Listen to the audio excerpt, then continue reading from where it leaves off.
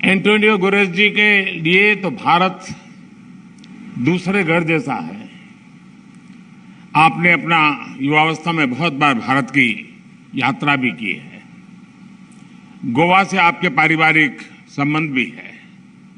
मुझे ऐसा लग रहा है कि मैं गुजरात में आज अपने परिवार के ही किसी सदस्य का स्वागत कर रहा हूं। एंटोनियो गुटेरेस जी, आपका यहां आने के लिए बहुत बहुत आभार, बहुत बहुत अभिनंदन। मुझे खुशी है कि मिशन लाइफ को लॉन्चिंग के समय से अनेक देश इस संकल्प के साथ जुड़े हुए हैं। मैं फ्रांस के प्रेसिडेंट श्री मैक्रो, यूके के प्रधानमंत्री लीज ट्रस, गुयाना के प्रेसिडेंट इरफान अली, अर्जेंटीना के प्रेसिडेंट आल्वो फर्नांडिस, मॉरिशस के प्रधानमंत्री प्रवीण जगन्नाथ, मेडागास्कर के प्रेसिडेंट एंडी रॉजर्स जी, नेपाल के प्रधानमंत्री शेर बहादुर जी, मालदीव के भाई सोली जी, अर्जेंटीना के मिनिस्टर जेरी एल्वेजिका, इंडोनेशिया के प्राइम मिनिस्टर काया क्लास का हृदय से धन्यवाद करता हूं। साथियों, ये आयोजन हमारे राष्ट्रीय गौरव सरदार वल्लभ भाई पटेल की विशाल प्रतिमा स्टैच्यू ऑफ यूनिटी के सानिध्य में हो रहा है और क्लाइमेट चेंज के खिलाफ लाइफ में यूनिटी ही सबसे महत्वपूर्ण फैक्टर है। दुनिया की सबसे बड़ी प्रतिमा हमें पर्यावरण से जुड़े ऊंचे लक्ष्य तक तय करने और उन्हें पूरा करने की प्रेरणा देगी। साथियों, जब प्रतिमान विशाल होते हैं तो कीर्तिमान भी विशाल होते हैं। इस कार्यक्रम का आयोजन गुजरात में होना बहुत मायने रखता है और ये बिल्कुल उपयुक्त भी है। गुजरात भारत के उन राज्यों में से एक है जिसने सबसे पहले रिन्यूएबल एनर्जी और एनवायरमेंट प्रोटेक्शन की दिशा में काफी बहुत कदम उठाना शुरू कर दिया था। चाहे बात नहरों पर सोलर पैनल लगाने की हो या सूखाग्रस्त इलाकों में जल स्तर बढ़ाने के लिए वाटर कंजर्वेशन का अभियान हो, गुजरात हमेशा एक प्रकार से लीडर के रूप में, एक ट्रेंड सेटर के रूप में रहा है। साथियों, क्लाइमेट चेंज को लेकर ऐसी धारणा बना दी है जैसे सिर्फ पॉलिसी से जुड़ा विषय है, लेकिन जैसे ही हम इस मुद्दे का पॉलिसी से जोड़कर देखने लगते हैं, जाने अनजाने में हमारे मन में ये बात बैठ जाती है कि इस पर सरकार ही कुछ करेगी, या फिर ये सोचते हैं कि अंतर्राष्ट्रीय संस्थाओं को इस पर कोई कदम उठाना चाहिए। ये बात सही है कि सरकार, अंतर्राष्ट्रीय संस्थाएं, उनकी भूमिका बड़ी है और वो इसे संभाल करने का प्रयास भी कर रहे हैं, लेकिन हम सभी देख सकते हैं कि अब इस मुद्दे की गंभीरता चर्चाओं से बाहर निकलकर दुनिया के हर कोने में, हर घर में आज नजर आने लगी है। क्लाइमेट चेंज से हो रहे बदलाव लोग अपने आसपास महसूस करने लगे हैं। पिछले कुछ दशकों में हमने इस दुष्प्रभाव को और तेज देखा है, अप्रत्याशित आपदाओं को झेला है।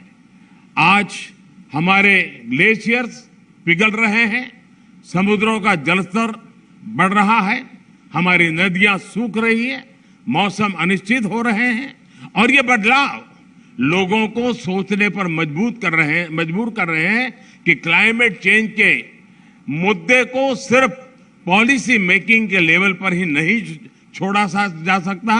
लोग खुद महसूस करने लगे हैं कि एक व्यक्ति, एक परिवार और एक समुदाय के तौर पर उन्हें इस धरती के लिए, इस प्लेनेट के लिए कुछ न कुछ जिम्मेवारी उठानी चाहिए, खुद ने भी कुछ करना चाहिए। लोग जानना चाहते हैं कि अपने खुद के प्रयत्न में या परिवार के साथ और अपने समुदाय के साथ मिलकर वो कौन से कदम उठा सकते हैं। जिससे धरती की सुरक्षा हो सके, इस पृथ्वी की सुरक्षा हो सके। इन सारे सवालों का जवाब मिशन लाइफ में है। मिशन लाइफ का मंत्र है लाइफस्टाइल फॉर एनवायरमेंट। पृथ्वी पर रहने वाले प्रत्येक व्यक्ति को व्यक्तिगत प्रयासों की कामना के साथ ही आज ये मिशन लाइफ का ये विजन दुनिया के सामने रख रहा हूं। मिशन लाइफ इस धरती की सुरक्षा के लिए जन जन की शक्तियों को जोड़ता है, उनका बेहतर इस्तेमाल करना सिखाता है। मिशन लाइफ क्लाइमेट चेंज के खिलाफ लड़ाई का लोकतांत्रिक डेमोक्रेटिक एक प्रकार से उसका विस्तार कर रहा है, जिससे हर कोई अपने सामर्थ्य के हिसाब से योगदान दे सकता है। मिशन लाइफ इस बात पर भरोसा करता है कि छोटे छोटे प्रयासों का भी व्यापक प्रभाव हो सकता है। मिशन लाइफ हमें प्रेरित करता है कि हम सब अपनी रोजमर्रा की जिंदगी में ऐसा बहुत कुछ कर सकते हैं जिससे पर्यावरण की सुरक्षा हो। मिशन लाइफ ये मानता है कि अपनी लाइफस्टाइल में बदलाव करके एनवायरमेंट की रक्षा की जा सकती है। ये आपको दो बहुत दिलचस्प उदाहरण देना चाहता हूं, बड़ी सरल बातें मैं बताना चाहता हूं। आपने देखा होगा कुछ लोगों को एसी का टेम्परेचर 17 डिग्री या 18 डिग्री सेल्सियस पर रखना बहुत पसंद होता है, लेकिन एसी का टेम्परेचर इतना कम करने के बाद यही लोग सोने के समय कंबल या रजाई का सहारा लेते हैं। एसी का हर डिग्री टेम्परेचर कम करना पर्यावरण पर उतना ही नकारात्मक प्रभाव, यानी उसको अगर हम बचा सकते हैं कोशिश करके कर सकते हैं। यानी हम अपनी लाइफस्टाइल को ठीक करके हम तो पर्यावरण की कितनी बड़ी मदद होगी। लाइफस्टाइल से जहां भी एक और उदाहरण मैं बताना चाहता हूं, हम देखते हैं कि कुछ लोग 5 किलोमीटर प्रति लीटर के एवरेज वाली गाड़ी लेकर के जिम जाते हैं और जिम में ट्रेडमिल पर जमकर अपना पसीना बहाने की कोशिश करते हैं। अरे भाई, अगर ये पसीना आप पैदल चलकर या साइकिल पर जिम जाकर के उठा लेते तो पर्यावरण की रक्षा भी होती और आपके स्वास्थ्य की भी रक्षा होती। साथियों, लाइफस्टाइल से व्यक्तिगत और समाज के छोटे छोटे प्रयासों से कैसे बड़े नतीजे आ सकते हैं, मैं इसका भी उदाहरण देना चाहता हूं। भारत में हमने कुछ साल पहले देशवासियों से ज्यादा एलईडी बल्ब इस्तेमाल करने के लिए आग्रह किया था। मकसद ये था कि लोग को बिजली का बिल कम हो, बिजली का कम खर्च हो और पर्यावरण की भी रक्षा हो। सरकार ने एलईडी बल्ब की एक योजना शुरू की और देश का प्राइवेट सेक्टर भी इसमें भागीदार हो गया। यहां आए अंतर्राष्ट्रीय एक्सपर्ट्स ये जानकर के उनको हैरानी होगी कि कुछ ही समय के भीतर भारत के लोगों ने 160 करोड़ से ज्यादा एलईडी बल्ब अपने यहां में लगा दिए, परिवर्तन कर दिया। और इसका प्रभाव यह है कि 100 मिलियन टन से ज्यादा कार्बन डाइऑक्साइड का उत्पादन हम कम कर पा गए, उसका उत्सर्जन कम कर पाए। और मैं ये आपको नोट करने के लिए जरूर कहूंगा कि ये प्रतिवर्ष हो रहा है, ये सिर्फ एक बार की घटना नहीं, हर वर्ष ये बेनिफिट होने वाला है और उसका लाभ होने वाला है। एलईडी की वजह से अब हर साल इतना उत्सर्जन कम होने लगा है। साथियों, गुजरात महात्मा गांधी की भूमि है, जन्मभूमि है, तो उन विचारकों से एक जो बहुत पर्यावरण संरक्षण और प्रकृति के साथ तालमेल लेकर के जीवन जीने का महत्व समझ गए। उन्होंने ट्रस्टीशिप के अवधारणा की विकसित की थी। मिशन लाइफ इस सबको पर्यावरण के ट्रस्टी बनाता है। ट्रस्टी वो होता है जो संसाधनों का अंधाधुंध इस्तेमाल नहीं होने देता। एक ट्रस्टी एक शोषक के रूप में नहीं बल्कि पोषक के रूप में काम करता है। मिशन लाइफ P3 की अवधारणा को मजबूत करेगा। P3 यानी प्रो प्लेनेट पीपल। आज हम एक ऐसी दुनिया में जी रहे हैं जहां इस बात की चर्चा रहती है कि कौन किस देश या गुट के साथ है और कौन किस देश या गुट के खिलाफ है। लेकिन मिशन लाइफ धरती के लोगों को प्रो प्लैनेट पीपल के तौर पर जोड़ता है, उनको अपने विचार से समाहित करता है, एक कर देता है।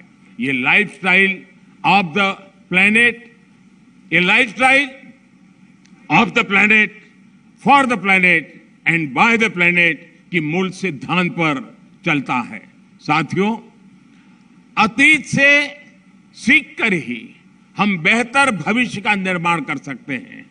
भारत में हजारों वर्षों से प्रकृति की पूजा की समृद्ध परंपरा रही है। हमारे वेदों में भी बहुत सटीक तरीके से कहा है कि जल, जमीन, वायु और सभी प्रकृति प्रदत्त चीजों का महत्व समझाते हैं। जैसे अथर्ववेद कहता है, माता भूमि ही पुत्रो हम पृथ्वीया, अर्थात पृथ्वी हमारी माता और हम उसके संतान हैं। रिड्यूस, रीयूज एंड रिसाइकल और सर्कुलर इकोनॉमी हमारे वर्षों से हम भारतवासियों की लाइफस्टाइल का अंग रहा है। और हम सभी जानते हैं कि दुनिया के कई हिस्सों में, कई देशों में ऐसी प्रथाएं आज भी है, प्रचलित है, जो हमें प्रकृति के साथ तालमेल बिठाकर चलने के लिए प्रेरित करती है। मिशन लाइफ प्रकृति के संरक्षण से जुड़ी हर इस लाइफस्टाइल को समाहित करेगा, जिसे हमारे पूर्वजों ने अपनाया था और जिसे हम अपने जीवन शैली का हिस्सा बना सकते हैं। साथियों, आज भारत में सालाना प्रति व्यक्ति कार्बन फुटप्रिंट करीब 1.5 टन ही है, जबकि दुनिया का औसत 4 टन प्रति वर्ष का है। फिर भी भारत क्लाइमेट चेंज जैसी वैश्विक समस्या के समाधान के लिए सबसे आगे आकर काम कर रहा है। इसने उज्ज्वला योजना शुरू की ताकि कोयले और लकड़ी से धुएं से मुक्ति मिले। हम वाटर सिक्योरिटी को ध्यान में रखकर भारत में हर जिले में 75 अमृत सरोवर आज बनाने का बहुत बड़ा अभियान चला रहे हैं। हमारे यहाँ वेस्ट से वेल्थ पर अभूतपूर्व बल दिया जा रहा है। आज भारत के पास विश्व में रिन्यूएबल एनर्जी को चौथी सबसे बड़ी क्षमता के रूप में हमने उभार पाए हैं। आज हम विंड एनर्जी में भी चौथे नंबर पे हैं, सोलर एनर्जी में भी 5वें नंबर पे हैं। पिछले 7-8 वर्षों में भारत की रिन्यूएबल एनर्जी की क्षमता करीब करीब 290% का इजाफा हुआ है। इससे हमने इलेक्ट्रिक क्षमता का 40% नॉन फोसिल फ्यूल यानी उस सोर्स को ही हासिल करने का लक्ष्य अब भी हमने समय सीमा से 9 साल पहले हासिल कर लिया है।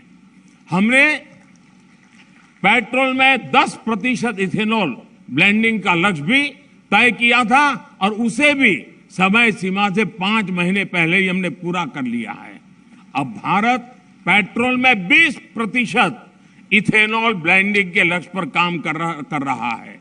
हाइड्रोजन इकोसिस्टम के लिए भारत पर्यावरण के अनुकूल ऊर्जा स्रोत की तरफ भी बहुत तेजी से कदम बढ़ा रहा है और ये गुजरात ग्रीन हाइड्रोजन के लिए हब के रूप में विकसित होता चला जा रहा है। इससे भारत और विश्व के कई देशों को नेट जीरो के अपने लक्ष्य को हासिल करने में बहुत बड़ी मदद मिलेगी। साथियों, आज भारत प्रगति भी कर रहा है और प्रकृति भी का उतना ही उत्तम उदाहरण बना करके तालमेल के साथ जीने का एक रास्ता को बना रहा है। आज भारत विश्व की 5 की बड़ी अर्थव्यवस्था भी बना है। हमारा वन क्षेत्र भी बढ़ रहा है। अन्य जीवों की संख्या में भी हमारी यहाँ लगातार वृद्धि हो रही है। भारत अब दुनिया के साथ अपनी भागीदारी का और ज्यादा बढ़ाना चाहता है। वन सन, वन वर्ल्ड, वन ग्रिड जैसे अभियान ऐसे ही लक्ष्यों की तरफ हमारे संकल्पों को मजबूत करते हैं। Coalition for disaster resilient infrastructure, इसके निर्माण का नेतृत्व करके भारत पर्यावरण सुरक्षा के प्रति अपनी अवधारणा से दुनिया को अवगत करा चुका है। मिशन लाइफ इसी कड़ी में एक अगला कदम है। साथियों, सेक्रेटरी जनरल एंटोनियो गुटेरेस मेरी इस बात से सहमत होंगे कि जब भी भारत और संयुक्त राष्ट्र ने मिलकर काम किया है, दुनिया को बेहतर बनाने को नए रास्ते मिले हैं। भारत ने अंतर्राष्ट्रीय योगा दिवस का प्रस्ताव दिया था, जिसे संयुक्त राष्ट्र को समर्थन दिया था, और आज संयुक्त राष्ट्र के समर्थन के कारण दुनिया के करोड़ों लोगों के स्वस्थ जीवन की प्रेरणा का योग एक कारण बन गया है। वैसा ही एक उदाहरण इंटरनेशनल ईयर ऑफ मिलेट का है। भारत अपने पारंपरिक और पर्यावरण के अनुकूल मोटे अनाज से दुनिया को जोड़ना चाहता था। संयुक्त राष्ट्र ने इसका भी समर्थन किया। हम अगले साल इंटरनेशनल ईयर ऑफ मिलेट मनाने वाले हैं, लेकिन अभी से दुनिया भर में इसकी चर्चा प्रारंभ हो चुकी है। मुझे विश्वास है कि संयुक्त राष्ट्र के समर्थन से मिशन लाइफ को विश्व के हर कोने में, हर देश में, हर नागरिक तक पहुंचाने में बहुत बड़ी सफलता मिलेगी। हमें एक मंत्र को याद रखना है, प्रकृति रक्षति रक्षिता, अर्थात जो प्रकृति की रक्षा करते हैं, प्रकृति उनकी रक्षा करती है। मुझे विश्वास है इसी मिशन लाइफ पर चलते हुए एक बेहतर दुनिया का निर्माण कर पाएंगे। आप सभी का एक बार फिर मैं आभार व्यक्त करता हूं, और यूएन के इस समर्थन के लिए मैं फिर से एक बार हृदय से धन्यवाद करते हुए मेरी वाणी को विराम देता हूं। धन्यवाद।